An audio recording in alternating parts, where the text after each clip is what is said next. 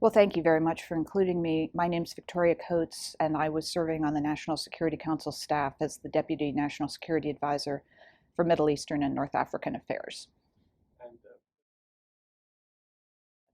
We were hearing about them from our morning briefers. One of the things that you get when you're in the National Security Council staff is a morning CIA briefing, and so you're getting the most current information in real time. And so we started hearing reports that there was increasing unrest.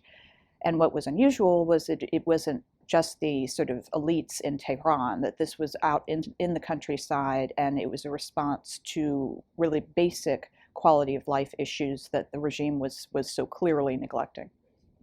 Well, there's a pervasive narrative, which I'm convinced is peddled in the international press by the regime itself, that the Iranian people are apathetic, that they would rather have the devil they know than descend into chaos like Iraq or Syria, and that there really isn't any internal opposition to the regime. And what this showed was very clearly that was a lie. And the other thing that was quite striking was the speed and aggression with which the regime responded.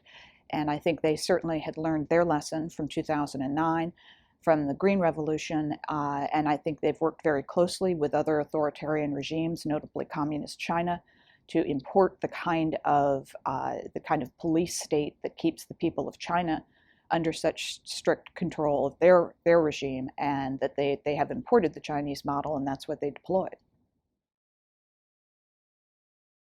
We had a couple of groups that were working very hard on it. The Iran Action Group over at the State Department, which I was a member of, and so we were working very closely with state colleagues on their efforts. Secretary Pompeo obviously was out in front of that as well. And so we wanted a very vigorous campaign of public relations. One of the failures of 2009 on the part of the United States was the failure of the then Obama administration to speak out strongly in support of the protests. And the protesters at that time were shouting, where are you, Obama? And for the leader of the free world to remain silent, they referred to it as strategic silence. I think it was a failure. Was really a letdown, I think, for the people who just wanted robust support. So we looked in, we tried very hard to galvanize that effort.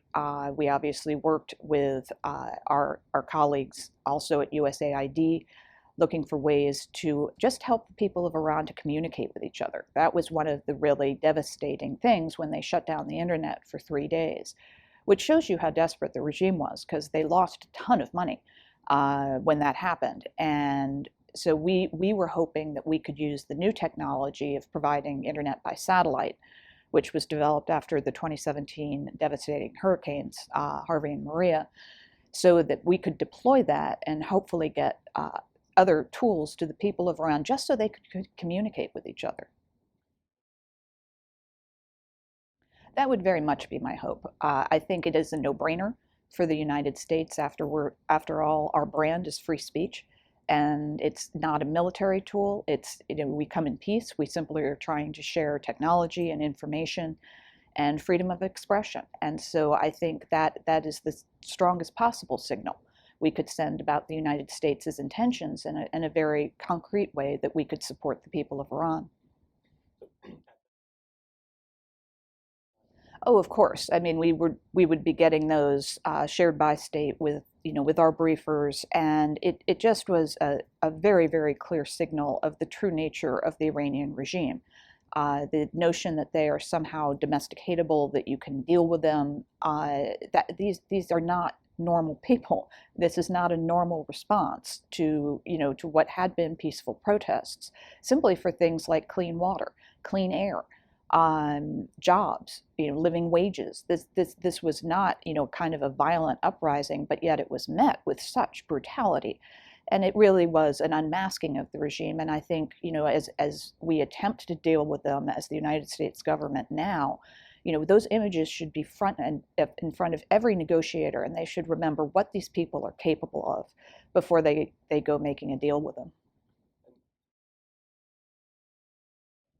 My message would be that there are still Americans who stand strongly with you, and I'm old enough to remember when Iran was a friend of the United States. That is possible.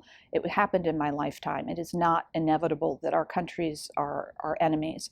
And I would hope that in the future we would find a way to create what we've described as the Cyrus Accords between the United States and Iran and Israel to build a more hopeful, brighter future for all of our people.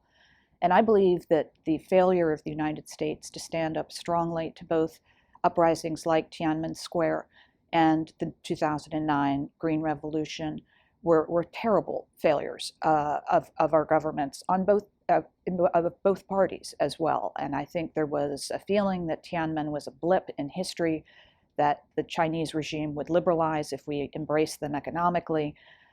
We cannot make the same mistake with Iran. The people of Iran deserve better. The people of the United States deserve better. So my hope is for a more peaceful future for all of us.